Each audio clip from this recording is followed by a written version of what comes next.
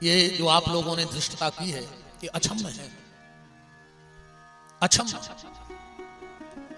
भजन, क्रिया, कर्म, प्रार्थना, याद, त्याग, तपस्या, तीर्थ, इन सबसे बढ़ के अगर कुछ है तो सत्संग है। इन सबसे बढ़ के सत्संग है। और ये मैं नहीं, ये भगवान शिव कह रहे हैं। भगवान शिव ने जब राम जी से वरदान मांगा तो क्या मांगा? बार बार बर मांगहूं हरस देव श्री रंग, पद सरोज यन पायनी भगति। और आखिरी में कौन शब्द आया? सत्संग। और बड़ा आवाज, सत्संग। भगवान राम ने कहा, भोलेनाथ जब तुमने भजन मांग लिया तो अब सत्संग की जरूरत क्या है? सत्संग के द्वारा ही भजन होता है। और जब आपने पहले भजन मांग लिया तो सत्संग की क्या आवश्यकता है? भगवान शिव कहते हैं, प्रभु अगर किसी के पास बहुत कीमती हीरा हो, बहुत कीमती मणि हो, तो उसकी सुरक्षा भी उससे ज्यादा करनी पड़ती है। तो जिसके पास राम नाम की, गुरु कृपा की, शिव कृपा की, संत कृपा की मणि है, और अगर उसके पास सत्संग की तिजोरी नहीं है तो उसकी वो मणि चोरी हो जाएगी। आप लोगों की भी मणि चोरी हो सकती है, पर ये संत बड़े सरल है, ये तुम्हें माफ कर देंगे। पर आइंदा इस चीज का ध्यान रखना, तुमने व्यास गद्दी का अपमान किया है। किसी वक्ता का अपमान नहीं है, ये व्यास गद्दी का अपमान है। आप लोग ने समझ लिया कोई गजल चल रही है, कोई कव्वाली चल रही है, कोई लोकगीत चल रहा है, तुम बीच में फूहड़ता करो। ये तुम्हारे संस्कार बताते हैं। और हमसे खराब लग जाए तो हमें तुमसे मुंह सर बगदाऊ ने नहीं, नया हमें तुम्हारी वोट चाहने, नया हमें तुम्हारे देश का हमें जिंदगी में चुनाव लड़ने नहीं, नया हमें तुम्हारी सपोर्ट चाहने, हमारे दारू के ठेका है नहीं, जुआ हम खिलवात नहीं, गलत काम हमको करत नहीं। सो हम एक हाथ जोड़ है कि भज्जा से कह दियो तो ना हमारी सिफारिश करता। हाँ, पर आज एक चीज जरूर आपसे मांग रहा हूं, ना मुझे आपका वोट चाहिए और ना जिंदगी में कभी सपोर्ट चाहिए, पर आज जो तुमने खोट की है वो मेरी झोली में डाल देना। आपका पाप आज मेरा है, क्योंकि मैं आपको गाइड कर रहा था। कहीं मेरी कमी रह गई, आज मेरी कमी रह गई आज, तो वो आज आपकी खोट विपिन बिहारी की। आज 11 माला तुम्हारे नाम की करूंगा,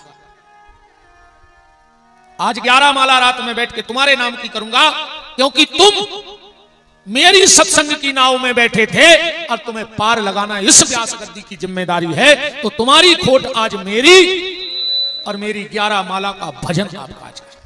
पर आइंदा इस चीज का ध्यान रखना, कभी ये कोई कव्वाली का कार्यक्रम नहीं है, कोई गजल का कार्यक्रम नहीं है। बहुत बड़ा अपराध है, बहुत बड़ा अपराध है। आइंदा ध्यान रखना। मुझसे भी अच्छा बोलने वाला आ सकता था, तुम हमारी कथा में फूहड़ता करने लगते। बोलो, विपिन बिहारी ही सर्वश्रेष्ठ नहीं, मेरे जैसे हजारों इस मिट्टी में रोज मिल रहे हैं और करोड़ों इस मिट्टी में पैदा हो रहे हैं। हजारों पैदा हो रहे मेरे जैसे और लाखों मर रहे हैं। मैं आपके चरणों में नमन करके क्षमा प्रार्थी हूं।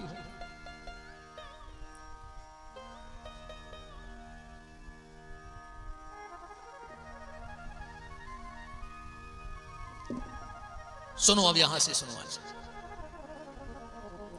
भगवान खुद का अपराध तो क्षमा कर देता है दीदी, पर भगवान से भगवत अपराध क्षमा नहीं होता। प्रबल प्रेम के पाले पड़कर प्रभु को नियम बदलते देखा, खुद का मान भले टल जाए पर भक्त का मान न टलते देखा। ये भक्त अपराध है। और भगवान के जो 10 अपराध हैं, भक्ति के जो 10 अपराध हैं, उनमें ये सबसे बड़ा अपराध है भक्ता अपराध। एक बार एक महात्मा जी चले जा रहे थे, ध्यान से सुनना, फिर हम कथा में आते हैं। तो किसी भगत ने उनको सतुआ दे दिया। वो नारियल का पात्र नरेटी लाए रहते, फक्कड़ महात्मा थे। तो किसी भगत ने उनको सतुआ दे दिया, तो बगल में लगा था नल, तो नरेटी में सतुआ घोरा और गर्मी का समय था, तो उन्होंने सोचा कि चलो कहीं बैठ के पालें। तो एक मकान के यहां गए, छज्जा निकला था, तो उसके नीचे बैठ के बड़े आनंद से महात्मा सतुआ चाटने लगे। उस छजिया पर एक पति पत्नी बैठे थे, पत्नी ने पान खाया था, तो पत्नी ने वो पान की पीक ऐसी थूकी कि वो महात्मा के उस पात्र में गिर गई ऊपर, क्योंकि वो नीचे बैठे थे। अब भाई कुछ गिरेगा बर्तन में तो निश्चित व्यक्ति ऊपर को देखेगा, और जो महात्मा ऊपर को देखे, जो महात्मा ऊपर को देखे, तो उस पत्नी ने अपने पति से कहा, देखो इसने चोला साधु का पहना है और गलत नजर से मुझे देख रहा है। अब पति तो पति तुरंत नीचे उतर के आया, उठाया डंडा और महात्मा में 25 डंडे मारे। अब महात्मा एक ही बात कहे कि राम हमारी गलती क्या है, राम हमने गलती क्या की है, हमें क्यों पीट रहे हो, लहूलुहान कर दिया। उस दुष्ट पापी ने सोचा कि महात्मा मर गया, तो उसको मरा जान करके गुस्से में वापस आया, और जैसे ही मकान में पहुंचा एक झटका घला और पूरा मकान बैठ गया। इतना बड़ा पत्थर पति के छाती पे रखा, पत्नी जैसे तैसे निकल के गई और महात्मा के चरण पकड़ लिए। महाराज तुमने हमारे पति को श्राप दे दिया। महात्मा ने कहा, नहीं बेटी, मैंने तेरे पति को श्राप नहीं दिया। बोले दिया है। महात्मा ने कहा, बेटी मैं तेरे पति को श्राप क्यों दूंगा। बोले मेरे पति ने तुझे मारा। महात्मा ने कहा, बेटी मेरा कोई प्रारब्ध बिगड़ गया होगा, तो भगवान ने हमें उसका दंड दिया, माध्यम तेरा पति बन गया, वो बात अलग है, पर कर्मों का फल तो मुझे मेरा मिला है।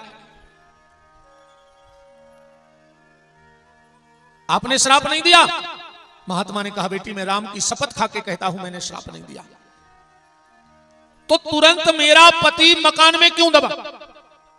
उस महात्मा के चेहरे पे हल्की सी मुस्कुराहट आई और कहा, तू जानना चाहती है कि तेरा पति तुरंत मकान में क्यों दब गया। बोले हाँ। तो बोले सुनो, मैंने तेरा अपराध किया था, मैं तुझे गलत नजर से देख रहा था। बोले नहीं, जब मैंने अपराध किया नहीं, घटना दीदी वृंदावन की है और वहां की भाषा जरा खड़ी है, बड़ी खड़ी चीज।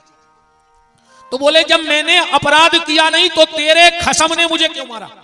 मैंने तो कोई गलती की नहीं, पर तेरे खसम ने मुझे बिना अपराध के मारा। पर जब तेरे खसम ने मुझे मारा तो मेरा खसम चुपचाप कैसे बैठ सकता है।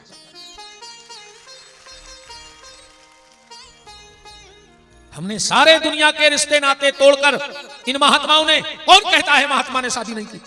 दुनिया में कोई महात्मा बिना शादी का नहीं है। अंतर इतना है, हमने शरीर की शादी शरीर से की है और इन महात्माओं ने आत्मा की शादी परमात्मा से की है। जोड़ा वहां का बनाया है। हमने शरीर के संबंध माने हैं और इन्होंने देह भाव से ऊपर, गेह भाव से ऊपर और स्नेह का भाव लगा के आत्मा का विवाह परमात्मा से करा दिया है। सब कुछ छोड़ दिया इन्होंने उनके लिए। तो खुद का मान भले टल जाए, भक्त का मान न टलते देखा, प्रबल प्रेम के पाले पढ़कर प्रभु को नियम बदलते देखा। आज के सारे अपराध हमने ले लिए हैं, लेकिन आगे अपराध अब मत करना। हम सनातनी हैं, हमको बहुत सोच के रहना है, बहुत सोच के रहना है। हम हिंदू हैं और हिंदू का मतलब ही माने हिमालय, जो हिमालय की तरह स्थिर हो। ही माने हिमालय, जो हिमालय की तरह स्थिर हो। और हिंदू का मतलब होता है चंद्रमा, जो सबको अपने आचार विचार व्यवहार से शीतलता प्रदान कर दे, वही तो हिंदू है, वरना काय का हिंदू है। चलो अब अपन लौट गए, वो तो होगा जो सो होगा। आओ कुछ माहौल को बदला जाए, आओ कुछ माहौल को बदला जाए। कुछ अपनी सुना दें, कुछ तुम्हारी सुन लें।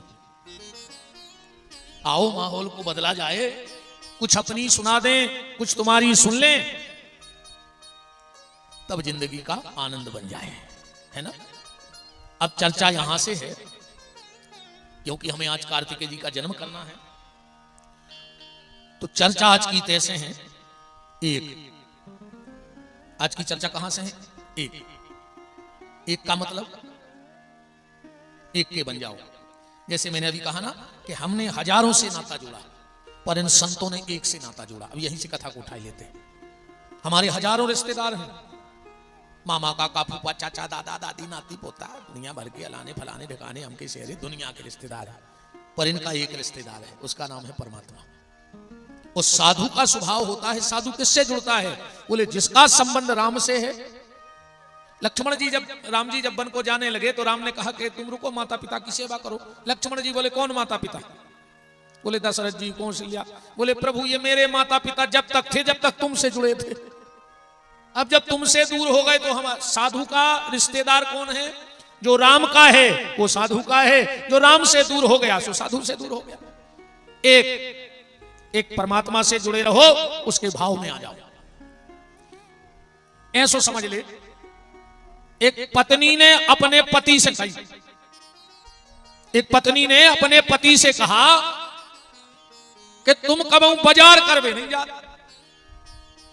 जो कुछ भी खरीदना हो हम ही से खरीदवाते हो, तुम दिन भर घर में रहते हो। पति बोला सुनो, हम कामचोर नहीं हैं।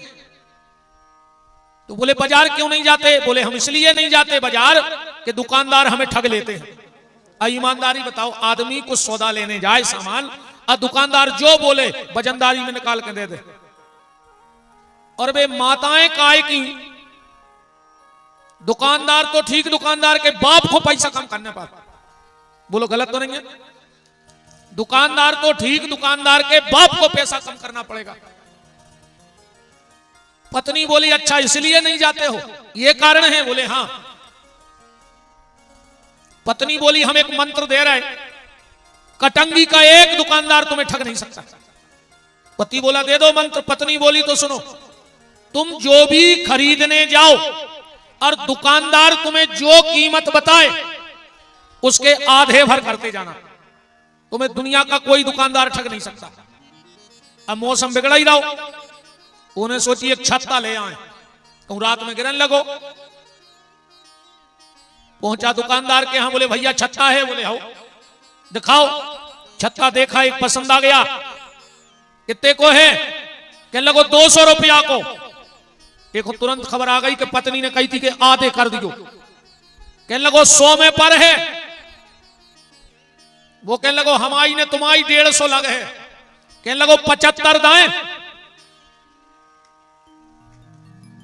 ऐसे को तो दिमाग में बैठ गई कि जो दुकानदार का है अपन को आधो करने। दुकानदार बोलो कि देखो भाई वैसे ही तो सीजन नहीं है, धरे हैं, आखिरी लगे है 100। जो कहने लगो 50 निकाले। दुकानदार को गुस्सा आ गई कि यार कैसा पागल आदमी है यार, हम जितने कह रहे वो आधे करत जा रहा हो। दुकानदार गुस्सा में बोलो सुनो, तुम फ्री में ले जा। कहने लगो फ्री में ले जाए तो 2 ले जाए। फिर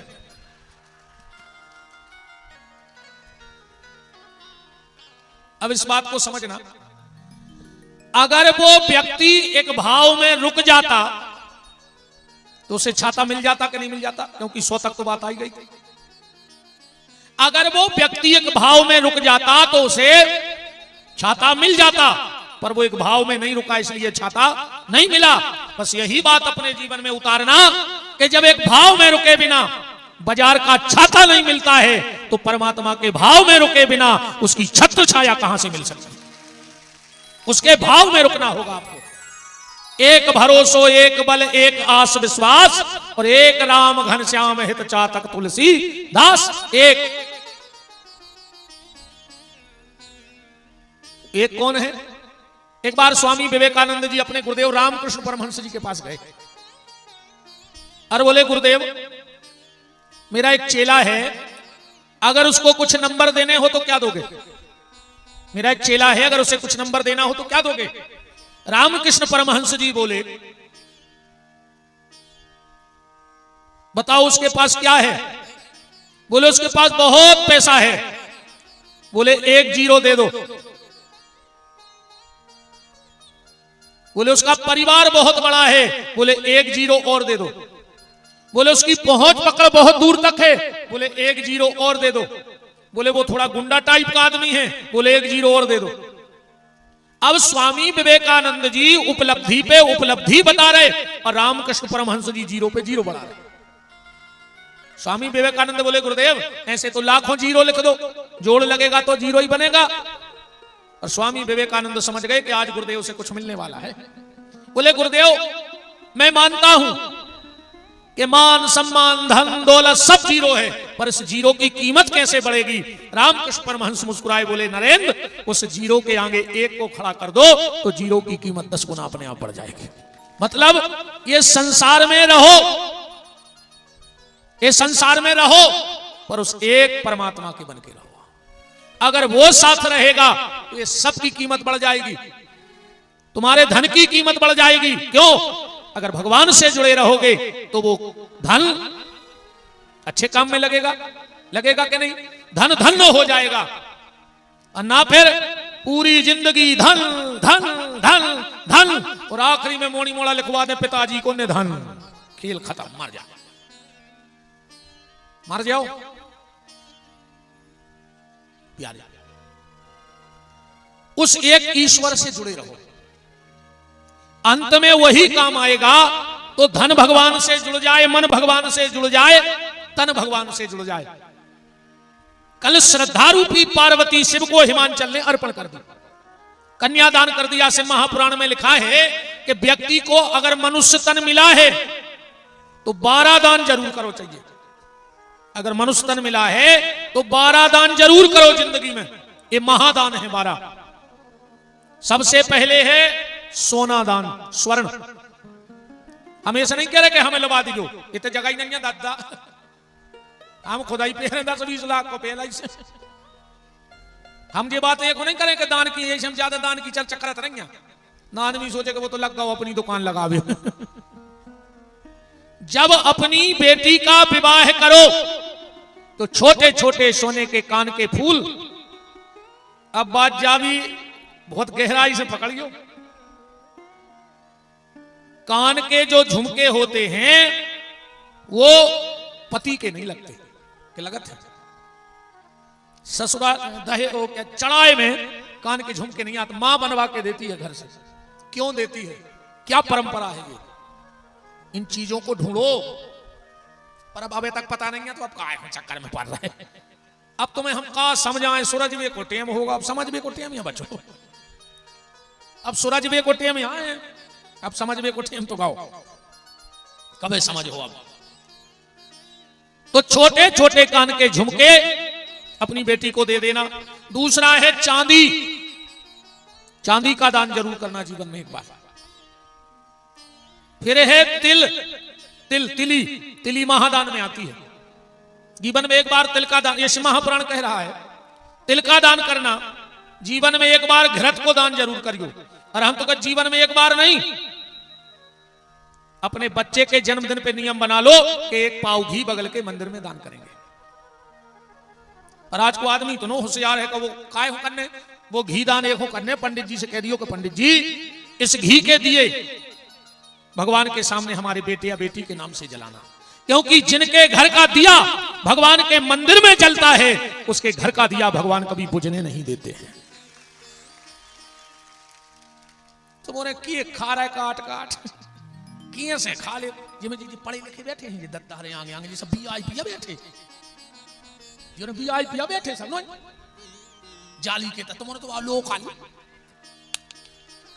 लोकल ये VIP नहीं, ये करे सत्यानाश पूरी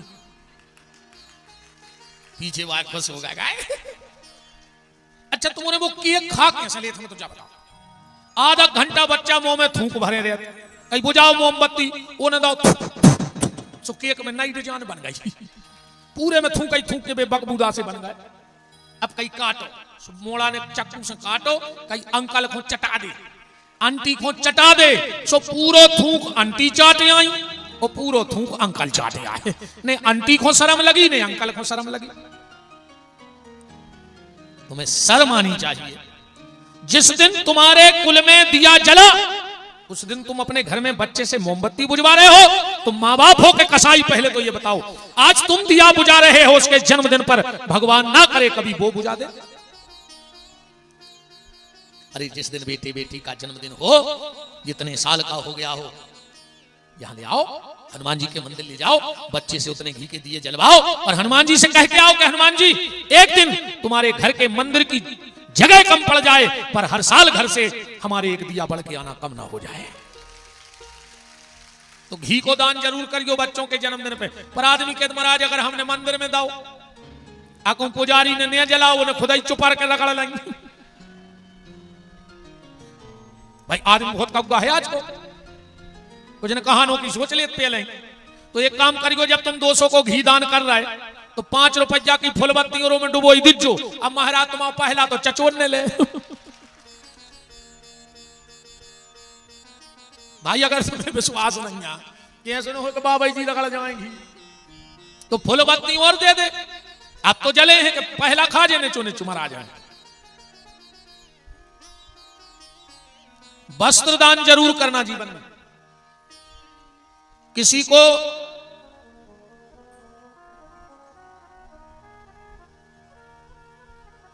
को नया वस्त्र दे पाओ चाहे न दे पाओ, पर एक निवेदन है मेरी बहनों, अभी ठंडी पड़ेगी, जो तुम्हारे बच्चों ने कपड़े रिजेक्ट कर दिए हो, मम्मी अब हम नहीं पहनेंगे, इस स्वेटर का फैशन चला गया, तो वो स्वेटर अलमारी में जमा के मत रखना।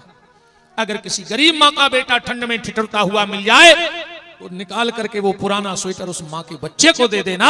माँ के हृदय से वो दुआ निकलेगी, वो आशीर्वाद निकलेगा कि तुम्हारे बच्चे का कभी बाल बांका नहीं होगा। नए कपड़े बिल्कुल मत दो, पुराने ही दे दो। अन्नदान, आजकल सबको सिर्फ दिखावा से मतलब है। अबे हम जैसे को कहते पहुंच जान दे क्षेत्र में काजू किस्मस लाए फिर का गुरुजी हाथ लगा दे, हमका भूखो मर रहा है। हमने कहा काजू नहीं खाए कि जबलपुर जिले में आके देखे हमने।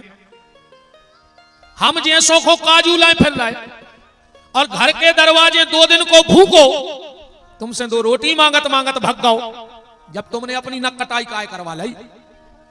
हम जैसों को काजू किशमिश खिलाओ चाहे न खिलाओ, पर अगर घर के दरवाजे कोई भूखा आ जाए, आप पैसे को मना कर देना, आप कपड़े को मना कर देना, आप गेहूं देने को मना कर देना, पर अगर आपसे कोई रोटी मांगे कि भूख लगी है 1 रोटी दे दो, तो अगर तुम्हारे घर में 1 रोटी हो तो आधी रोटी उसको दे देना। अगर वो तुम्हारे घर से भूखा चला गया तो तुम्हारी कई पीढ़ियों के पुण्य नष्ट हो जाएंगे। सिर्फ रोटी के लिए किसी को मना मत करना, बाकी कर दो, कोई चंदा लेने आए मत, हमें कोई, हम ज्यादा टेंशन नहीं बना, पर रोटी के लिए तुम्हारे घर से किसी। कई आदमी आजकल कोई मांग व्यवहार आते, बाबूजी कुछ मिलेगा, वे कहते हैं आगे बढ़ो, कहते को नहीं, हमने भाई ना हम कह देते का सब मर गए,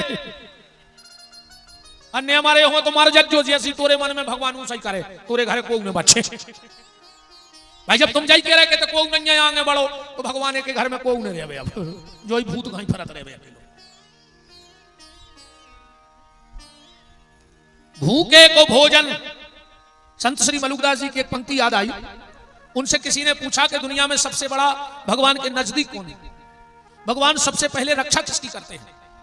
तो संत श्री मलुकदास जी कह रहे हैं कि भूखे को टुकड़ा प्यासे को पानी, हरि भक्तों की यही है निशानी। और दूबा साठी, दूबा साठी का मतलब है दूबा, दूबा तो जाने चढ़ाते, उसकी लाठी को डंडा बनाओ, कितो डंडा बने दूबा को। दूबा साठी संतन मारे तो चक्र सुदर्शनता को जारे। भगवान को आदेश है कि जो कोई रोटी खुआ रहा हो और वो धोखे से को दूबा की लठिया मार देवे तो सुदर्शन तुमको नाश कर दी, वो परिवार हो जाए। अन्नदान जीवन में जरूर करना। इसके बाद है गुणदान, गुड़ महादान में आउट है, जीवन में गुड़ का दान जरूर करना। फिर है नमक दान, नमक महादान में है, जीवन में नमक का दान जरूर करना। हम एक बात बताएं और इस पे हमें कहने में शर्म नहीं लगती, दीदी जो हमारे पिताजी हैं आज भी भिक्षावृत्ति करते हैं। हाँ, नहीं पंडितों को जो अमास पुण्य मांगत ना, हमारे पिताजी आज भी मांगते हैं। और मेरा जन्म स्थान है सागुनी पुरेना, सागर जिले में, सुर्खी विधानसभा में। और अगर हम आज भी गांव में अमावस्या पूर्णिमा को पहुंच जाएं तो पिताजी हमें आटा मांगने भेजते हैं आज भी, और हम जाते हैं, हमें कोई शर्म नहीं। तो जब पिताजी हमें पहले छोटे में भेजते थे आटा मांगने, तो माताएं में नमक की डगलियां मिला देती आटे में, फिर हम थैलियां कर लेते, सो हम भारी चढ़चढ़ाते। इनको नमक की डगलियां मिलावे की क्या जरूरत थी, घर आके छानने और परत डगलियां भी इनने परत। पर जब इन सब संतों की कृपा हुई, पुराण पढ़ा तो लगा कि पहले की माताएं बड़ी समझदार थी, इसलिए वो नमक का दान करती थी। फिर एक दान है कूस मांडव, पेठा महादान में आता है पेठा। जीवन में एक बार पेठा का दान जरूर करना। फिर है भूमि दान, भूमिदान जरूर करना चाहिए जीवन में, पर अब दिक्कत है कि खुदाई खोदे अबे तो पिलाट नहीं ले पा रहा है। अबे तो गाय पहल के राजा रजवाड़े को 50 एकड़ लगा दी, अब तो वे मंदिर की खा जे,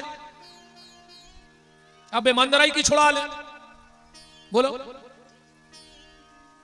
ये भज्जा जे को जो चला रहे हो सो खबर राखी को दद्दा ना, हमारी शिशुपाल कैसी घींच माए धरी जाए, तुम्हारे तो बैठे नहीं चे, हम आई है बिल्कुल सीध में, हम इतने आ गए तो फिर चलो सुझे को ध्यान रखो दद्दा।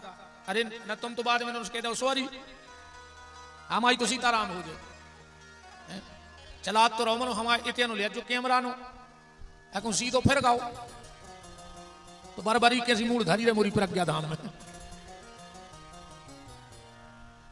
भूमिदान कैसे करना चाहिए ध्यान से सुन लो। अगर कहीं कोई मंदिर बन रहा हो, आप एक बोरी सीमेंट भेज दो, रेत भेज दो, ईटा भेज दो, तो तुम्हें भूमिदान का फल मिलेगा। जीवन में कन्यादान जरूर करना। जय जय महाराज। अगर भगवान ने तुम्हें बिटिया दी हो तो बहुत अच्छी बात है, ना दी हो तो परिवार में किसी बेटी का कन्यादान करना। देखो बेटा माता पिता को मरने के बाद पानी देगा कि नहीं देगा इसकी कोई गारंटी नहीं है। किसी को अपने बच्चे की गारंटी कि मरने के बाद हमें पानी देगा? बेटा मरने के बाद पानी देगा कि नहीं देगा इसकी कोई गारंटी नहीं है। पर बेटी जीते जी अपने मां बाप को बैकुंठ दे देती है। जिस दिन बेटी के हाथ पीले पिता करता है उसी दिन बेटी अपने माता पिता को बैकुंठ के दरवाजे खोल देती है। बेटी जीते जी मां बाप को बैकुंठ का अधिकारी बनाती है, और बेटा मरने के बाद पानी देगा कि नहीं देगा इसकी कोई गारंटी नहीं है। काय से अब पानी दाए कैसे ये देन देवे जब, ये तो जिंदा में नहीं देन दे रही। एक बात कहें कि जब सेवक मात पिता के हते, सतयुग में, त्रेता में और द्वापर में, और कलयुग में, कि जब सेवक मात पिता के हते अब सेवक होत लुगंजन के। कलयुग में नहीं दद्दा के सेवक, अब तो सासो तीरथ ससुरा तीरथ, तीरथ साला साली है, और दुनिया के सब तीरथ झूठे, चारों धाम घरबारी है। तेरे बाप से मेहरबान है और ससुर से कह रहे पापा जी, तुम्हारे मुंह में बाप से मेहरबान है, मुझे ससुर आ रहे पापा जी आपकी बहुत याद आ रही थी। बेशरम बताइए मार जा फांसी लगा के।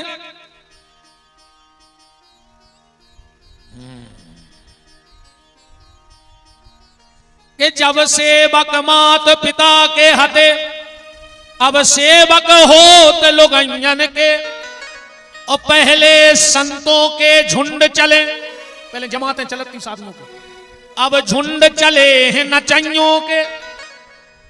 पहले बैरी से बैर मनाते थे, अब बैर मनाते हैं भंजन से। ये अगर जिठानी की 2 ईंटें ऊंची हो गई छत की तो देवरानी को ब्लड प्रेशर लो, और कहूं देवरानी की 2 ईंटें ऊपर हो गई छत की तो जिठानी को ब्लड प्रेशर हाई, मार जाओ पैरालाइसिस हो जाए, ज्यादा ब्लड प्रेशर हाई ना कहियो ना मार जाओ, ये सो लखवा घले है मुंह तक नहीं करो।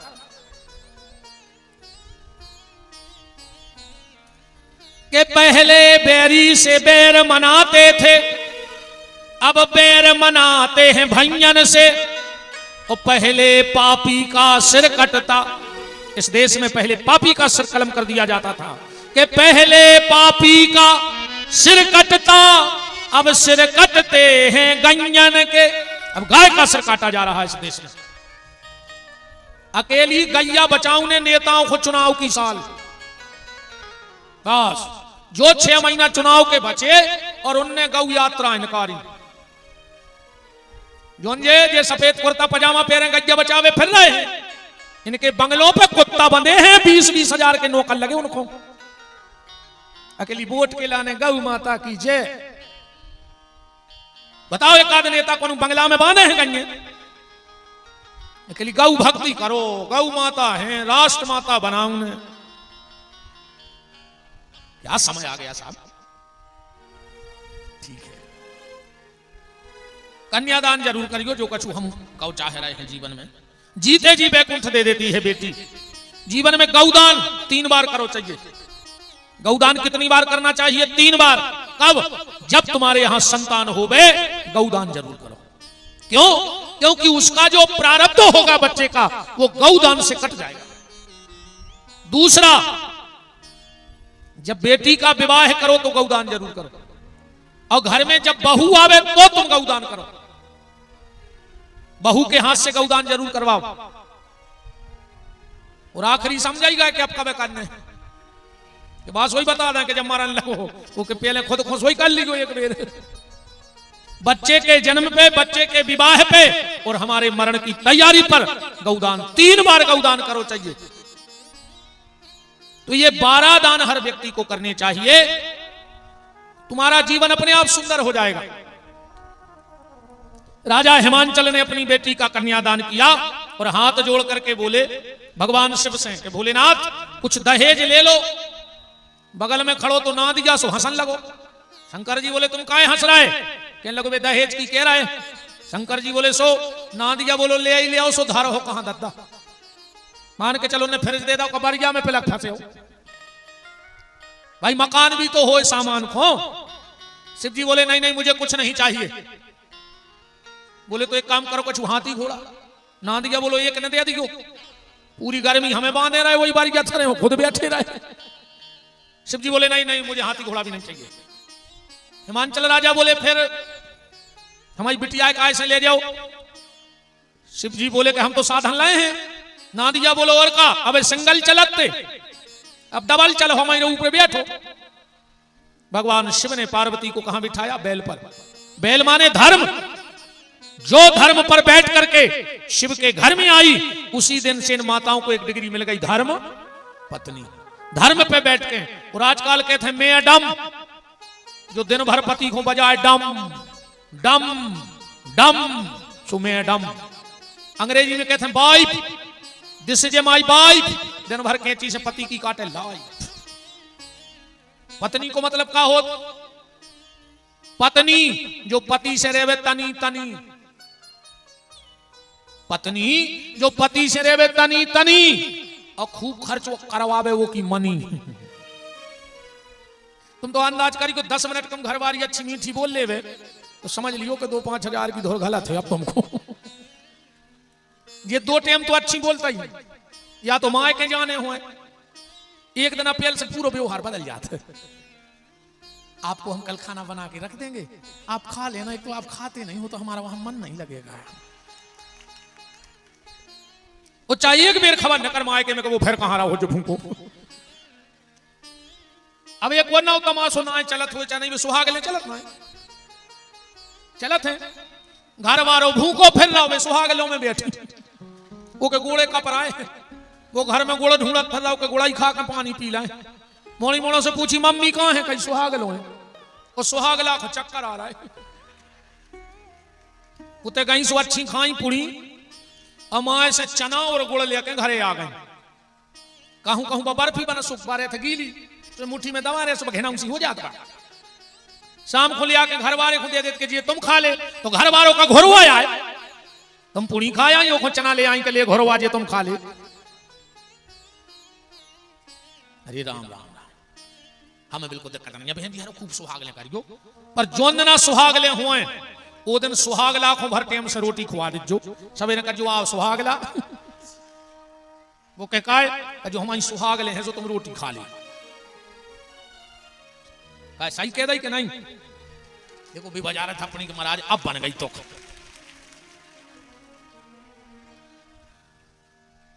माता पार्वती वृषभ पे बैठ के आई धर्म पे, और आज आ रही है कार में बैठ के, पूरा घर बेकार कर रही। बोलो वो धरदा वो सोना हमने मार के बेचारे दूसरे के लड़का को नहीं धरदा। अरे राम, पार्वती जी बैठी चली जा रही हैं। पार्वती सोच रही है अब घर आहे, अब घर आहे, अब घर आहे।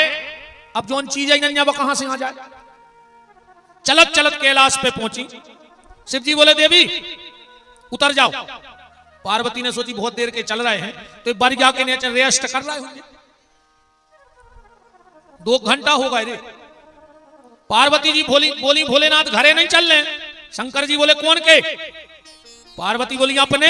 शंकर जी बोले 2 घंटा से घर आइए बैठे, इतनी तो प्रॉपर्टी है ही अपने थे, जो चबूतरा हो जो बारी जाको पेड़ो। पार्वती बोली तुमने मकान नहीं बनवाओ। शिवजी बोले देवी प्लाट तो ले लाओ है। कहां? बोले कटंगी में। शंकर जी को प्लाट हो कटंगी में गारंटी से। ऐसा कौन गांव नहीं है जहां शंकर जी को प्लाट न हुए? मार घटा बताओ ऐसा कौन गांव है जहां शमशान घाट न हुए? ये शंकर जी के प्लाट इधर है सब। पार्वती बोली जब प्लाट ले लो तो मकान का नहीं बनवाओ।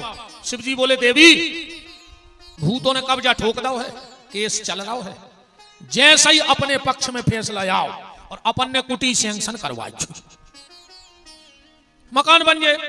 इतने में ध्यान से सुनना बात को, इतने में पार्वती की नजर, अब राम कथा का विषय तो यहां से अलग हो गया। वहां तो यह है पूछे रघुपति कथा प्रसंगा सकल लोक जग पावनी गंगा, पर भगवान शंकर के ब्याह से एक शिक्षा जरूर ले लेना। आज के जो दंपत्ति हैं, भगवान शिव के विवाह में जितना विवाद हुआ दुनिया के किसी विवाह में इतना विवाद नहीं हुआ।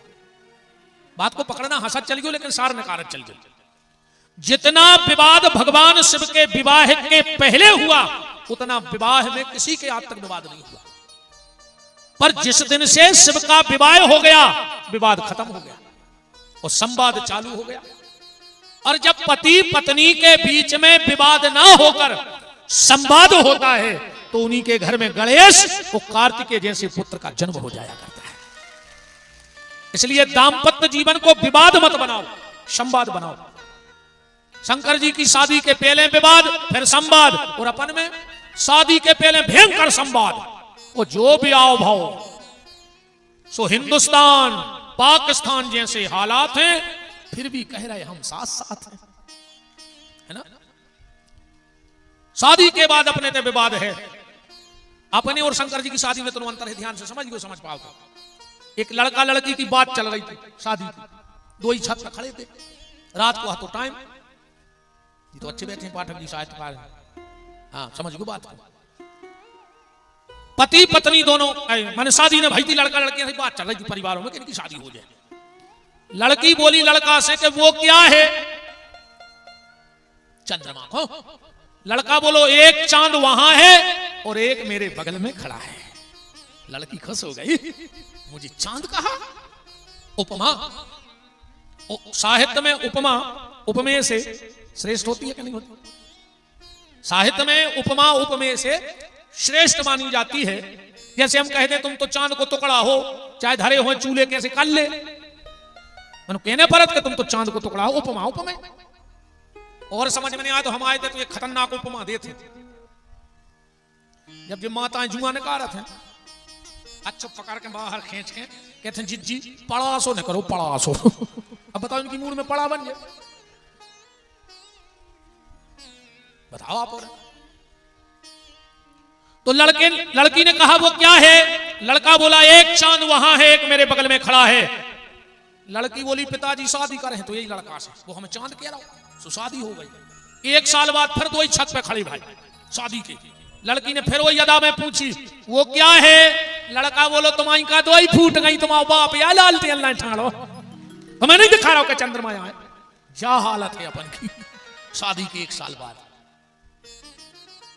संवाद पति पत्नी में होना चाहिए, विवाद नहीं होना चाहिए। क्योंकि जो आज के पति पत्नी हैं वो कल के माँ बाप होंगे, और जो आज के माँ बाप हैं वो कल के पति पत्नी थे।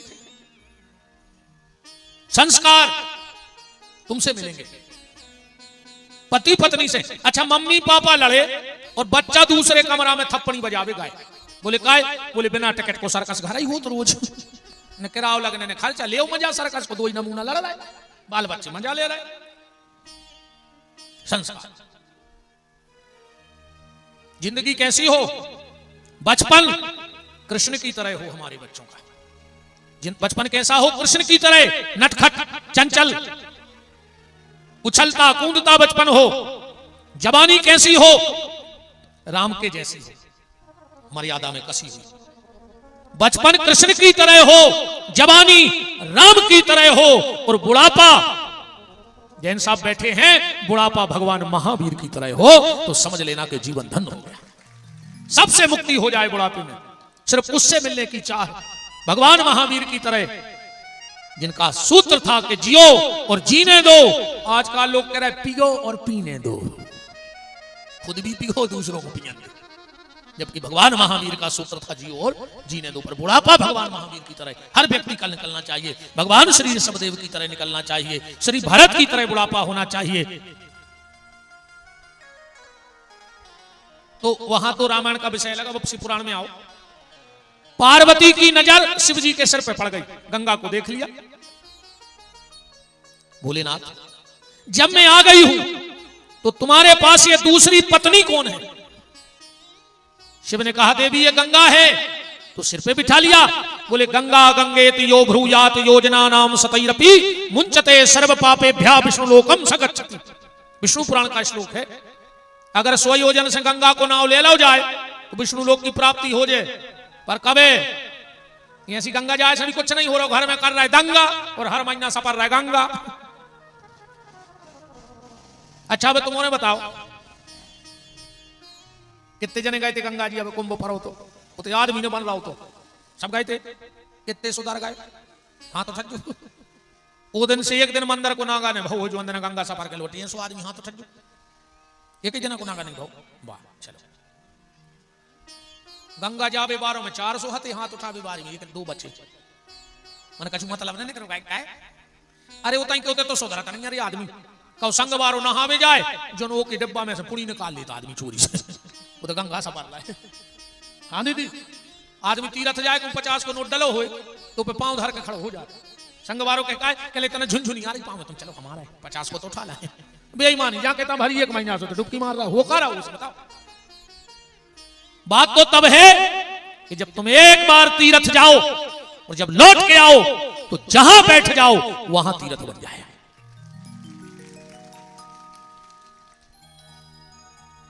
मैंने अभी पूज्य विद्यासागर जी महाराज के 1 वर्ष निर्वाण के होने पर मुझसे कुछ शब्द निकले थे, बोले बड़ा वायरल हुआ था।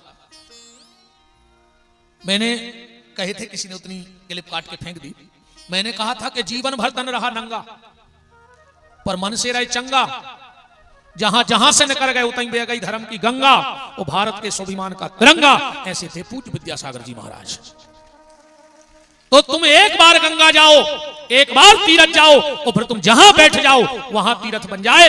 जैसे उदाहरण के तौर पर पूज्य प्रज्ञानंद जी महाराज कई तीर्थों में गए पर जब लौट के कटनी में बैठे तो प्रज्ञाधाम तीर्थ ही बन गया। इसके पहले यहां क्या था? क्या था बताओ? तीर्थ ऐसे जाओ कि फिर तुम जहां जाओ तहीं तीर्थ हो जाए। नहीं ऐसे कुछ नहीं हो रहा, तुम तो हर महीना सफरो, ऐसे तो तुम घरे सफर रहे हो क्या रहा बदलो। पार्वती ने कहा भोलेनाथ इनको सिर पे क्यों बिठाया? ध्यान से समझना, गंगा कौन है, कहां से आई, कैसे विवाह हुआ। ये राजा हिमांचल की बड़ी बेटी है गंगा। जिस वक्त माता पार्वती जंगल में तपस्या कर रही थी शिव को पति बनाने, उसी समय गंगा घर में बैठ करके शिव को पति मान बैठी थी और तपस्या कर रही थी। एक दिन पार्वती आई और पूछा कि गंगा दीदी तुम किससे शादी करोगी? गंगा बोली हमने तो प्रतिज्ञा ही कर ली, शिव मतलब शिव। पार्वती ने सोची जी है बड़ी, अब पहले शादी हुई है, इनकी पिताजी पूछे इनसे हम रह दे क्या करें कि गंगा हट जाए रास्ता से। बोले दीदी तुम्हें सही में करने शादी? बोले हाँ। तो बोले परसों अपने ते दुर्वासा ऋषि आ रहे हैं, अगर उनने तुम्हें आशीर्वाद दे दो तो शिव जी तुम्हारे पति बन जाए। गंगा भोली भाली बोले जा बताओ क्या करने पर? उनके पांव पड़ ले। बोले पांव तो पड़ गए, महिलाओं से पांव पड़वात नहीं है। बोले फिर? बोले बे जैसे आवे तुम 1 लोटा जल भर के उनके मुंह पे मार दी बस। अब बताओ दुर्वासा जैसे बाबा को तो जल मार दे। भोली भाली गंगा पहले बहुत डरात तो आदमी शराब हो। अब गांव में वो सबसे खास कहावत है जे को शाम को शराब दे देवे। बताओ ईमानदारी से। और आजकल के भैया हर की दोस्ती जे नए नए बैठे हैं सामने, इनकी जे हो जा, इनकी दोस्ती पता है कैसी है? जे कहते तुम्हें दोस्ती की कसम है, एक पेक तो ले नहीं पा रहे। कहते कछु कछु कहते ने पियो तो हम मरो मुंह देखो। हमने भैया ना हम तुम्हारे मुंह पे लात धर कर चप्पल सी को चढ़ देते तुरंत। काल मरत देसो भाई मर जा, दारू खोरों से भाई विधि क्या है। जो शराब में डूबा उभरा नहीं जिंदगानी में, वो लाखों घर मिट गए बोतल के बंद पानी में। हजारों घर बर्बाद हो गए फिर भी आदमी पी रहा हो। दारू तुम पी रहे, अब बेचारी भोग रही हमारी बहनें। दारू तुम पियो मार जे खाएं, दारू तुम पियो गाली जे खाएं। तुमने से काम करियो एक आदना अच्छी पी के आवे कम तो भीतर से लगा जो कुंडी अच्छी एक घुटी ऐसी मारी को पीठ में कि हड्डी टूटे ने उन्हें पाए ने हफ्ता ने तो सवेरे को बता पे है कि लोग आई ने मारो वो कुत्ता से खोचा रहे हफ्ता घरे। अरे एक हफ्ता में जहां ने पीने लगे सो एक फिर दाई अपने आप छोड़ दे। कहा दारू खट्टे आई कर रहे हो। दुर्वासा ऋषि आए, गंगा ने जल भरा तो दुर्वासा के मुंह पे मार दिया। आंखें लाल हो गई महात्मा की। है कन्या, शायद तू जानती नहीं कि मैं महात्मा दुर्वासा हूं। तूने मेरे ऊपर जल फेंका है, जा मैं तुझे श्राप देता हूं। तू नारी का देह छोड़ दे और इसी समय जल बन जाए। जो गंगा लड़की थी वो पात्र में जल बन गई। जल में से आवाज आई, त्राहिमाम त्राहिमाम। भगवान मुझे तो ये पता था कि आपके ऊपर जो जल फेंकता है आप प्रसन्न होते हो। दुर्वासा ने ध्यान करके देखा, वो ये तो गड़बड़ होगा बात, या तो बिटिया निर्दोष थी। बोले बेटी श्राप तो मिथ्या नहीं हो सकता, श्राप मिथ्या नहीं हो सकता, पर अब तू साधारण जल नहीं रहेगी, यहां से सीधे ब्रह्मा के कमंडल में जाएगी। और जब भगवान का वामन अवतार होगा तो इसी जल से भगवान के चरण धोए जाएंगे और तू पतित पावनी गंगा के नाम से जगत को पावन करेगी। जैसे ही वो जल आकाश को चलने लगा उसमें से आवाज आई, पार्वती तूने मेरे साथ अच्छा नहीं किया है। अब मेरा शरीर तो रहा नहीं, तो मैं तो शिव की पत्नी कभी अब शरीर से बन नहीं पाऊंगी जब शरीर ही नहीं रहा। पर मैं तुझे भी अब ऐसे नहीं छोड़ूंगी। जा मैं तुझे श्राप देती हूं, तू शंकर की पत्नी तो बनेगी पर शंकर के पुत्र की मां बनने का सौभाग्य तुझे कभी नहीं मिलेगा। ध्यान से सुनते जाना। गणेश जी का जन्म शंकर जी से नहीं भाव, उपटन से भाव है। वो कार्तिकेय जी को जन्म भाई हम सुना ही रहे कि पार्वती के नहीं भाव, कैसे भाव भाई आप सुन भाई बारे। गंगा चली गई, वामन अवतार हुआ, चरण धुले। फिर राजा सगर के 60,000 पुत्र, असमंजस, अंशुमान, बड़ी लंबी चर्चा है ऊपर तो। फिर भागीरथ भाई अबे गंगा ले आए, और गंगा जैसे ही शिव के जटों में आई, शिव ने कहा देवी जाओ भागीरथ के पुरखा तारो। गंगा बोली हम कहूं नहीं जा रहे, जो हम इन्हें सब नाटक करो। तो बोले काय? बोले हमें आपसे मिलने तो, ब्रह्मा के कमंडल से मुक्त होने दो। शिव जी बोले देवी चली जाओ उसके पुरखा तार दो। बोले नहीं, अगर आप मुझे 3 वरदान दोगे तो मैं भागीरथ के पुरखा तारूंगी। भगवान शिव ने कहा बताओ 3 वरदान कौन से? गंगा ने कहा भोलेनाथ अब मैं आपकी शरीर से पत्नी तो बन नहीं सकती, तो मुझे अपनी मानसी पत्नी होने का अधिकार दे दो। मानसी माने मन में, इसलिए गंगा मन में बैठ गई, सिर पे बैठ गई। दूसरा वरदान आपकी जो पहली संतान होवे वो मेरे गर्भ से होवे। भगवान शिव ने कहा तथास्तु। और भोलेनाथ तीसरा वरदान ये चाहिए, जैसे गौरी शंकर का नाम दुनिया एक साथ लेती है तो ये दुनिया वाले मेरा और आपका नाम भी एक साथ लेवे। भगवान शिव ने कहा जाओ देवी आज से हमारा और तुम्हारा नाम भी लेंगे लोग। इसलिए हम क्या कहते, हर हर गंगे।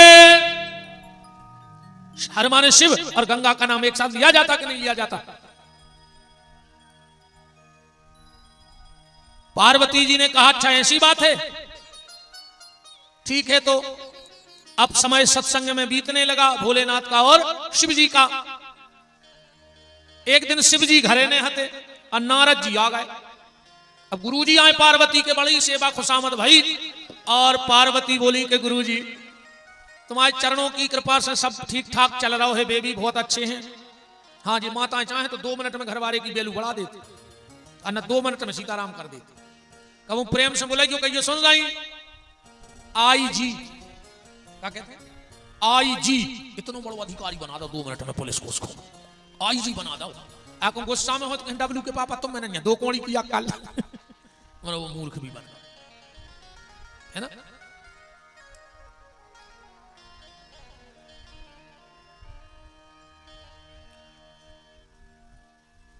सुनाओ पार्वती फिर दिक्कत क्या है? पार्वती जी बोली कि गुरुजी अब तो ऐसी इच्छा है कि आंगन और भरो भरो लगन लगो, आपकी कृपा हो जाए, बाल गोपाल हो जाए, हम मां बन जाएं।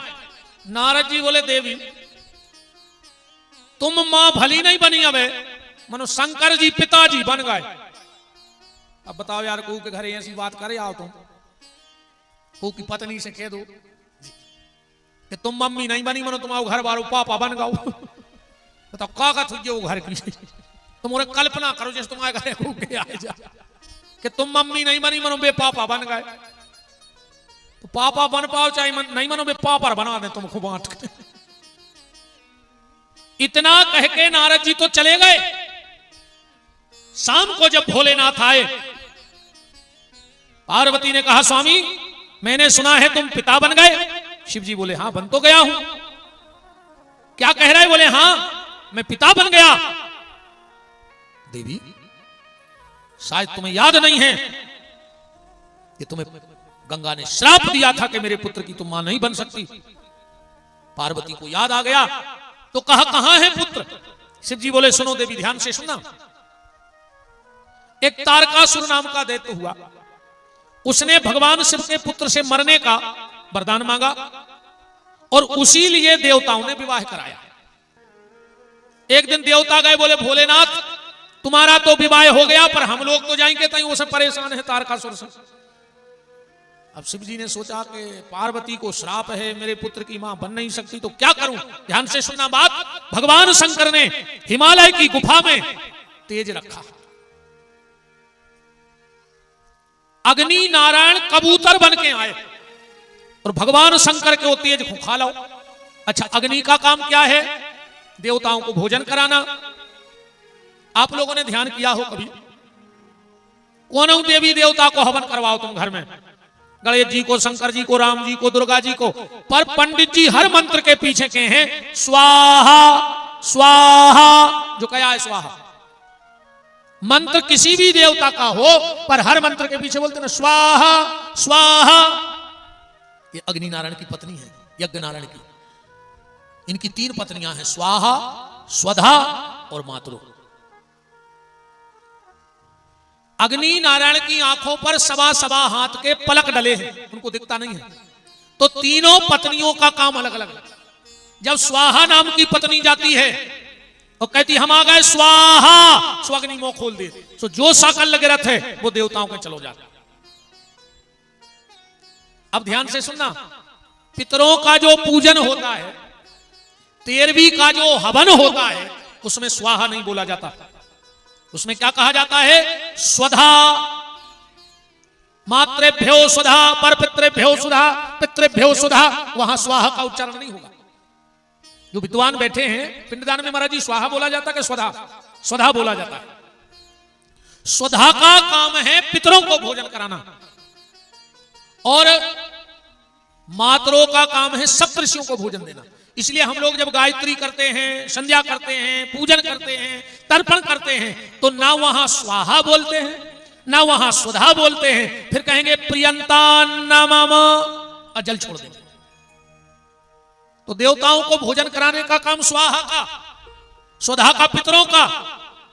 अपन हिंदू हैं, सनातनी है, वेदों को जो पता नहीं है कि पितर कितने प्रकार के होते, वे तो चिल्ले आ रहे हैं कि पितर पितर पितर। काय के पितर? बताओ एक आध को नाम पता हो कि पितर कितने प्रकार के हो और कौन पितर को बनत है? ये चीजें नोट करो। पितर होते हैं 3 प्रकार के, वसु पितर, रुद्र पितर और आदित्य पितर।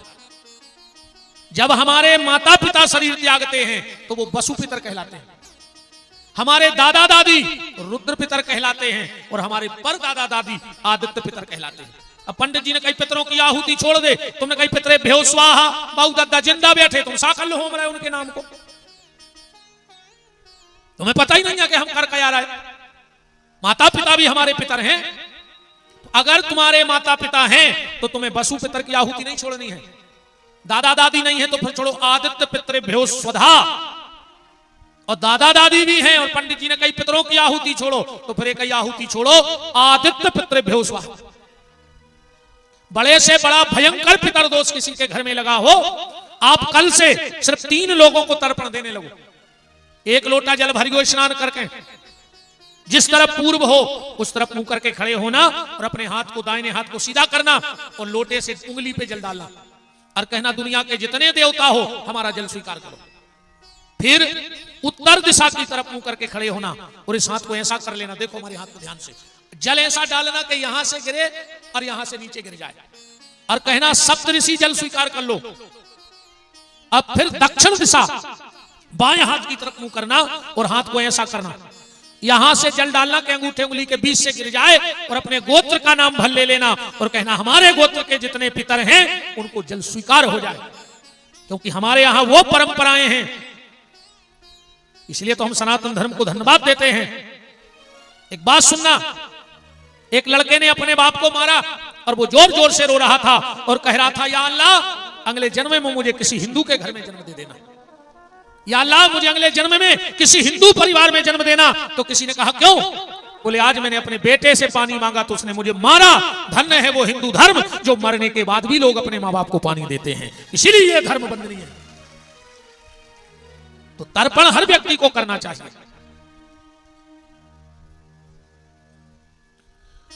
तो बात समझ में आ गई।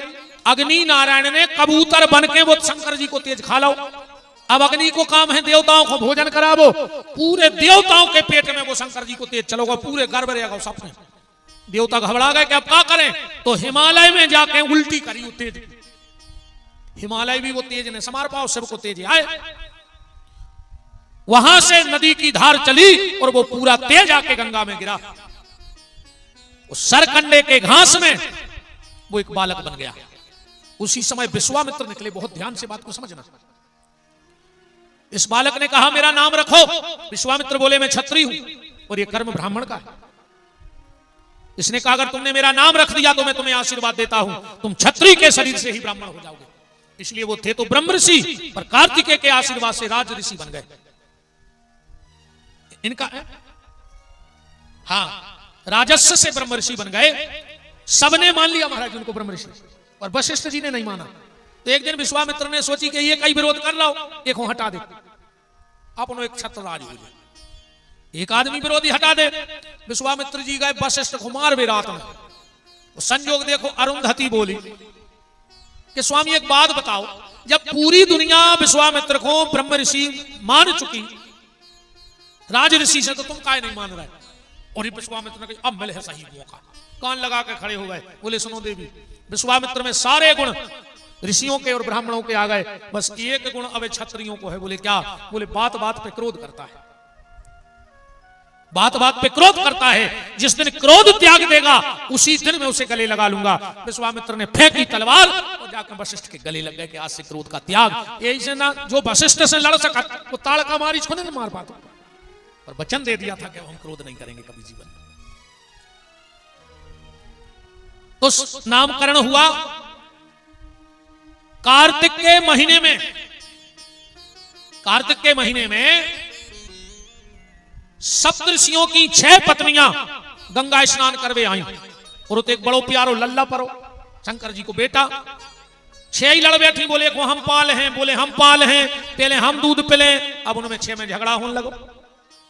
उस बालक ने कहा लड़ो मत, मैं 6 माताओं का दूध एक साथ पीऊंगा। और एक चेहरे के कितने चेहरे किए? 6। उन माताओं का नाम था कृतिका। कातक में लगा था कृतिका है। कातक के महीने में जो माताएं नहाऊ तो कातक नहाऊ तो नहीं गाथु यो तोले सा महारानी, नमो नमो हरि की पटरानी, नमो नमो जिनकी हम दासी बेईने मेले। एक माता जी गई 2-3 जगह तुलसी धार वे, सो मिल गए रजगीरा के लड़ुआ। सो सब बेखाला मोड़ी मोड़ों ने, सो सब तो गा रही थी जिनकी हम दासी बेईने मेले, और वे गुस्सा में गा रही थी जिन्हें खो रहे पुआसे बेईने मेले। हमारे लड़ुआ मोड़ी मोड़ा खा गए, है ना। 6 माताओं का दूध, 6 कृतिका माताओं का दूध एक साथ पीने के कारण इनका नाम क्या पड़ गया? कार्तिकेय। पार्वती जी ने अग्नि से पूछा कहां है शिव जी का तेज? बोले मैंने देवताओं के पेट में भेज दिया। देवताओं से पूछी, बोले वो तो हमने हिमालय पे उगल दो। हिमालय से पूछी, बोले हमने गंगा में बहा दो। ढूंढती ढूंढती पार्वती और कहां पहुंची हैं? गंगा के घाट। और उन 6 कृतिकाओं से कुमार कार्तिकेय जी को लाई हैं। इंद्र हाथ जोड़ के आ गए, बोले भोलेनाथ हमारी इच्छा है कि तुम्हारे बेटे का जन्म उत्सव इंद्रलोक में मने। एक दिन की कह के गए सब देवता और 1 महीने तक उत्सव चला। फिर भगवान शिव ने कहा तो जाओ, तुम 1 दिन की कह के गए थे और 1 महीने तक उत्सव चला। आज से इस पूरे महीने का नाम ही कार्तिक का महीना पड़ जाएगा। हर महीना की कथा है, चैत कैसे पढ़ो, बैसाख कैसे पढ़ो। कार्तिकेय जी का 1 महीने तक जन्मदिन चला, इसलिए इनका नाम, महीने का नाम कार्तिकेय पड़ गया। ऐसे कार्तिकेय जी का जन्म हुआ। अब हम गणेश जी के जन्म को कर दें, बाकी चर्चा कल आपसे करेंगे, क्योंकि आज जरूरी है गणेश का जन्म हो जाए। पर उसके पहले हम आपको एक सूचना दे दें, उठना कोई नहीं, हमारी सुन लो। हमने आपको कथा तो बहुत सुनाई है, हमारी एक विथा सुन लो। आप 2 मिनट की विथा सुन लो। हमने आपको कल बताया था इस शरीर के द्वारा एक छोटी सी गौशाला का संचालन चल रहा है, जिसमें आप 24 घंटे कभी भी जा सकते हैं। 12 महीने में एक भी दूध वाली गाय नहीं है। 8-10 अंधी हैं, कुछ 3 पांव की हैं, कुछ 2 पांव की हैं, कुछ बीमार हैं, कुछ की कमर टूटी। ऐसी 350-400 गौवंश की सेवा धाम पे हो रही है। आदमी को लगता है कि गौशाला मतलब 2-4 टीन टप्पर बने हुई हैं और गौशाला बनी हुई है, पर हमने उसको बड़े शौक से बनाया है। 41 फुट के तो भोलेनाथ बैठे हैं। 41 फुट जो पंडाल हो, जो पूरे 41 फुट को नहीं होगा। अब सब इतने बड़े तो भोलेनाथ हैं। राधा कृष्ण ठाकुर का मंदिर भी है, 2 उसमें वृद्धाश्रम भी है गौशाला में। और गौशाला को हमने गौशाला कम शादी का गार्डन ज्यादा बनाया है। जो आपको यहाँ कटंगी जबलपुर में 2-3 लाख रुपए जिस व्यवस्था के लगेंगे गार्डन के, उससे भी सुंदर व्यवस्था गौशाला में। 20 लाख का टेंट रखा है, सारी व्यवस्थाएं, मंच है, कुर्सी है, लड़की वाले को अलग, लड़के वाले को अलग। तो हमने गार्डन बनाया है, क्योंकि देखो बड़े बड़े लोगों के पास पैसा है तो वो शादी कर लेते हैं। देखे अब गरीब माँ बाप को भी लगता कि मेरी बेटी भी ऐसी स्टेज पे जयमाला डाले। अब वो तो बेचारी जिंदगी निकल जाएगी, उस गार्डन का कर्ज नहीं चुका पाएंगे। तो हमने उसको ऐसे बनाया है कि कोई भी गरीब माँ बाप अपनी बेटी की वहां शादी करें, उनसे 1 नया रुपया नहीं लिया जाएगा। 1 नया रुपया भी रसीद में नहीं कटता है। और उस दिन जो मेरे पास होता है, मेरा आश्रम का नहीं, मेरा 10,000, 5,000, 2,000 जो है वो बहन कोई भैया की तरफ से पाई। लड़की वालों से मात्र हम 1100 रुपए वहां काउंटर पे जमा कराते हैं। और वो इसलिए कराते हैं कि हम तुम्हें जैसा गार्डन दे रहे हैं गौशाला, वैसी हमारी सफाई कर देना, तुम्हारी 1100 वापस ले लेना। और अगर नहीं करोगे तो भैया फिर हम आदमी लगा के करवाएंगे। जैसा हमने तुम्हें परिसर दिया तुम ऐसा दे दो, 1100 तुम्हारी वापस ले लो। हम तो देंगे ही बेटी के लिए जो हमारे पास होगा। अभी इसी वर्ष कम से कम 60 से 70 विवाह हुए वहां पर, इसी वर्ष, और 7 साल से चल रहा है। और जो माँ बाप बिल्कुल असमर्थ हो तो उनको हम गाड़ी भी लेने भेजेंगे, जो हमसे रूखा सूखा बनेगा। हम तो ब्राह्मण हैं, हमने कहा ना हम आज भी आटा मांगते हैं, तो हम तो किसी के भी सामने झोली फैला लेंगे कि भैया गरीब बेटी का ब्याह करना है, कुछ थोड़ा थोड़ा डालो यार, हो जाए। व्रताश्रम भी है। बात सिर्फ हम ये बता रहे हैं, हम साल में वहां एक कार्यक्रम करते हैं। अभी 13 मार्च से था, अभी पिछला, अब 15 जनवरी से वहां हमारी कथा है। हम साल भर कथा में यजमान बनाते हैं, जोड़े बिठाते हैं। जहां जहां हम जाते हैं वहां बैठने वाले से हम 11,000 रुपया लेते हैं। कितना? 11,000। उसको हम 25 कार्ड भी भिजवाएंगे, उसी की फोटो लगवा करके। 7 दिन रात का भंडारा चलता है। चाहे कोई 4 बजे आए रात में तो हम भोजन कराएंगे, चाहे 10,000 खा जाए, चाहे 25,000, भोजन को मना नहीं है, क्योंकि सबसे बड़ा भजन है भोजन। तो 7 दिन रात का भंडारा, ऐसे दिव्य दिव्य संतों का आगमन। और तुम्हारे 11,000 को का कर है वे हम वो गौशाला के निर्माण में लगा दे, आगे की व्यवस्थाओं में लगा दे। क्योंकि मेरी प्रतिज्ञा है कि जिस दिन गौशाला के नाम का दान लेकर एक अन्न का दाना खा जाएं तो हनुमान जी हमारा सर्वनाश कर देंगे, अगर वो कलयुग के देवता हैं। और अगर इन 7 साल में मैंने आश्रम का एक अन्न का दाना खा लिया हो, 7 साल चलाते हो गए आश्रम को, पानी के अलावा अगर एक अन्न का दाना खा लिया हो, पैसा तो बहुत अलग बात है, या 1 पैसे का डीजल मेरी गाड़ियों में जल गया हो गौशाला का, तो हनुमान जी हमें अभी मार डाले अगर उनमें दम है तो। करना नहीं तो डरना नहीं, क्योंकि वो निस्वार्थ मेरा एक संकल्प है। तो वो सीधा 11,000 रुपए हम आपका, आप 25 रिश्तेदार ले आओ, 50 रिश्तेदार ले आओ, हम पूरी पूजा की सामग्री आपको देंगे, आपको बिल्कुल सुबह थाली लग के मिल जाएगी। इस बार 18 पुराण होने, 18 वक्ता तो के लिए पुराण का पाठ करेंगे। जीवन में कोई 18 पुराण नहीं करवा सकता, और 11,000 में अगर 18 पुराण का पूजन करने का सौभाग्य। और पैसा कहां जा रहा है? गौशाला में, गैया की सेवा में, गौरी की सेवा में, बूढ़े की सेवा में। मैं 7 दिन रात भंडारा चलता है। हमारे इस बार यजमान थे, ये बैठे हैं सुदामा जी, दमोह जिला भोरासा से, इनसे पूछो, राम कुमार भी बैठे साहब जी, ये यजमान बने थे। हमें भोजन करते देखा आप लोगों ने आश्रम का। एक दिन ये लोग नहीं माने, बोले गुरुजी आप खाते नहीं। हमने कहा तुम घर से आटा लाए? बोले हाँ। हमने कहा जाओ जहां तुम रुके हो वहां से 2 कक्कड़ बना के लाना। हमारे माँ बाप भी बैठते हैं उस कथा में, 7 साल से बैठ रहे हैं। हमारा पूरा भोजन पानी अलग, माता आती है हमारी माँ, और वो हमें 4 रोटी बना देती हैं, सुबह 4 शाम बना देते हैं। तो हमें तो आपका भोजन भी नहीं करना उस पैसे का, अन्ना किसी प्रकार का कोई धन हमको वहां से चाहिए। हमारा उद्देश्य है कि गरीब बेटियों का विवाह होता रहे, अंधी लंगड़ी अपंग अपाहिज गौ माता की सेवा होती रहे। और ये गौ सेवा की प्रेरणा मैंने 2 लोगों से ली, एक तो पूज्य विद्यासागर जी महाराज से, और दूसरी पूज्य मलुक पीठ वाले राजेंद्र दास जी महाराज से। मैं जैन समाज को भी हृदय से धन्यवाद देता हूं। जगह जगह पूज्य विद्यासागर जी महाराज ने कई गौशालाओं का निर्माण कराया और व्यवस्थित गौ सेवा हो रही है। अगर आप मेरे उस संकल्प से कोई जुड़ना चाहें, आपकी पूरी व्यवस्था रहेगी। आप जितने लोग आओगे हम आपको अलग तंबू देंगे लगा के कुंभ जैसे, तुम्हारे रिश्तेदार बढ़ते जाएंगे, हम तंबू बढ़वाते जाएंगे, तुम्हें कोई असुविधा नहीं होगी। हाँ, ये हो सकता है कि रोटी में कभी नमक कम पड़ जाए तो उसका स्वाद मत लेना, बस इस भिखारी के भाव को देखते रहना, मेरा भाव देखते रहना। कोशिश करूंगा बहुत अच्छा हो, पर आपकी सेवा में कमी नहीं रहेगी। तो अगर आप मेरे उस किसी भी कोई भी व्यक्ति मुझसे जुड़ना चाहे मेरे संकल्प से, तो आप अपना नाम, मोबाइल नंबर, एक फॉर्म है वो भरवा सकते हैं। आपको 2 फोटो देनी है, हम आपको 1 महीने पहले सारी सूचनाएं देंगे, आपके कार्ड बनवा के भिजवाएंगे, फोटो मंगा के व्हाट्सएप के माध्यम से। और मैंने कल भी कहा था कि मुझे आपका पैसा इसलिए भी नहीं खाना, मैंने कल कहा था कि मेरी प्रतिज्ञा है नर्मदा मैया में खड़े होकर के, अगले वर्ष या तो 26 के लास्ट में या 27 के शुरू में हम अपनी बेटी का विवाह कर देंगे, और उसके बाद हमें कहीं से एक नया पैसा नहीं चाहिए। जो भी आपने आज ये चढ़ाया है, ये हम इसी गांव में देके जाएंगे, आप भी रहोगे और हम भी रहेंगे। इस पैसे से मेरी जिस गांव में कथा होगी उसी गांव में 1-2 गरीब बेटियों का विवाह होगा। मैं जिस गांव में हाथ खोल के आऊंगा और ऐसे हाथ उठा के आपके कल्याण की कामना करके चला जाऊंगा, पर किसी गांव से 1 नया रुपया नहीं उठाऊंगा। मुझे पैसा चाहिए नहीं। आश्रम कैसे चलेगा उसके बाद गौ माता जाने, वहां के आश्रम को भी हम त्याग देंगे, क्योंकि वो भी मोह का कारण है, बंधन का कारण है। वो भी चलेगा, पर ये जीवन तो सिर्फ गरीब बेटी के विवाह है और गौशालाओं की व्यवस्थाओं के लिए।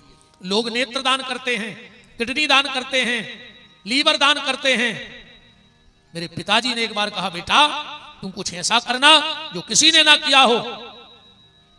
हमारे पिताजी ने हमसे एक शब्द बोला था कि बेटा कुछ ऐसा करना जो किसी ने ना किया हो। मैंने बहुत विचार किया, मैंने कहा नेत्रदान कोई भी कर देता है मरने के बाद, मैं जीते जी ये शरीर गौ और गौरी के लिए दान कर दूंगा। तो बेटी की विवाह के बाद ये शरीर मेरा दान हो जाएगा जिंदा में। ये चलेगा तो गौरी और गौ के लिए, बोलेगा तो गौरी गौ के लिए। सिर्फ रोटी खाऊंगा, जिस यजमान के रहूंगा। अब मुझे जहां जाना है वहां छोड़ देना। अगर आप मेरे संकल्प से जुड़ना चाहें तो आप सादर आमंत्रित हैं। एक भगत ने 1100 रुपए भी दिए थे हमें गौशाला के लिए, उनके लिए भी बहुत बहुत धन्यवाद है। हमको जरूरत है, हम भाई देखो बहुत बड़े आश्रम के मालिक है नहीं, हमारे पास कोई दूसरी आय है नहीं गौशाला की कि 10-20 एकड़ जमीन नहीं होती। तो हम तो कथा से जबरदस्ती को से नहीं, जिन्हें जो दे दो सुले जाके उते लगा देते और न दे जजमान बिल्कुल न बनियो। पर 15 जनवरी खबर राखी वो सुर्खी फूल लाइन पे आश्रम है जो नहीं कि तुम जजमान ने बन पैसा न दे समुद्र दे तुम्हें। अरे यहाँ दादा हम तो अच्छी जो चकाचक खजोर अच्छी कथा सुनियो, ठीक। तो जो भी अगर गौशाला के लिए कुछ दान देना चाहें तो आप बिल्कुल दे सकते हैं। मैं भगवान भोलेनाथ को व्यास गद्दी पे साक्षी मान के कहता हूं, आपका दान सीधा वहीं जाएगा, मेरा एक नए रुपए का स्वार्थ नहीं होगा। और तुम देखो चाहे ना देखो, हनुमान जी तो देखेंगे, जिनकी हम सौगंध खाए बैठे हैं वो हमें मार डालेंगे। तो अब कार्तिक जी को जन्म होगा, गणेश जी को जन्म, पार्वती के मेल से हम कल बताए हैं कि मूल कहां चली गई कट के, ये गौशाला का। ये उदय राज प्रताप जी के द्वारा राशि भेंट हुई है। श्री सुरेश जी 1100 रुपए दोनों भक्तों की तरफ से आए हैं।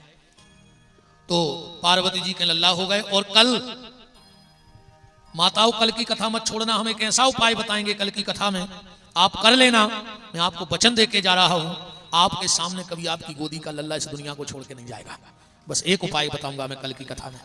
किसी माँ बाप को अपने बेटे को उस जगह लेटा नहीं देखना पड़ेगा। अगर माँ बाप एक काम कर लें, और जो हमारे यजमान हैं, शिव महापुराण में लिखा है कि कथा सुनाने वाले को 12 दान देने चाहिए। तो आप इसमें यह भी लिखा है कि एक मुट्ठी अन्न दान कर दो तो 12 दान का फल मिलता है। तो कल हमारे यजमान 4-4 अन्न के दाने ले आना, आपको 12 दान का फल मिले। 4-4 गेहूं के दाने, ज्यादा नहीं, 4 ना हो तो 2-2 दाने ले आना, पर कल की कथा में अन्नदान जरूर करना। अब एक भगवान है, गणेश जी को जन्म है भैया श्री जयंत जैन जी 51 रुपए गौ माता को भेंट हुए हैं। हमारे सोनी जी भी पधारे हैं। कहां लग गए हमारे भगत जी, मौसम यादव जी, मौसम नेमा जी, श्री भगवत सिंह जी मजली भैया, श्री शंभू सोनी जी 51 रुपए उन्होंने भी भेंट किए। अभी जहां हम कथा करने गए थे जिला शिवनी मेहता, वहां से